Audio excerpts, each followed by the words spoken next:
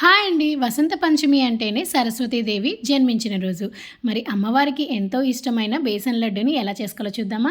మందపాటి బాండట్లో అరకప్పు నెయ్యి వేసి నెయ్యి కరిగాక ఒక కప్పు దాకా శనగపిండిని చల్లించుకొని వేసుకొని పచ్చి వాసన పోయేదాకా వేయించుకోవాలి. ఫ్లేమ్ అనేది లో టు మీడియం ఫ్లేమ్లో అడ్జస్ట్ చేసుకుంటూ ఈ విధంగా వేయించుకున్నాక 2 టేబుల్ స్పూన్ల నీళ్లు వేసి ఒక 5 నిమిషాలు వేయించుకొని ఈ మిశ్రమం అంతా పూర్తిగా చల్లారనివ్వాలి.